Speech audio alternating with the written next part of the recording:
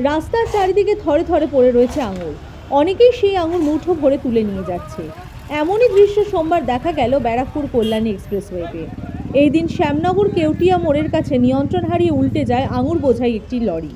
গাড়িটি নাসিক থেকে আঙুর নিয়ে বনগাঁর দিকে যাচ্ছিল। নিয়ন্ত্রণ হারিয়ে কল্যাণী এক্সপ্রেসওয়ের ওপর ট্রাফিক পুলিশের গার্ডরেলের ওপর উল্টে যায়। সঙ্গে সঙ্গে লরিতে থাকা আঙুর রাস্তায় ছড়িয়ে পড়ে। এই ঘটনায় অবরুদ্ধ হয়ে পড়ে কল্যাণী এক্সপ্রেসওয়ে। ব্যাপক যানজটের সৃষ্টি হয়। খবর পেয়ে দ্রুত ঘটনাস্থলে আসে বসুদেবপুর থানার পুলিশ ও আতপুর সাব ট্রাফিক পুলিশ।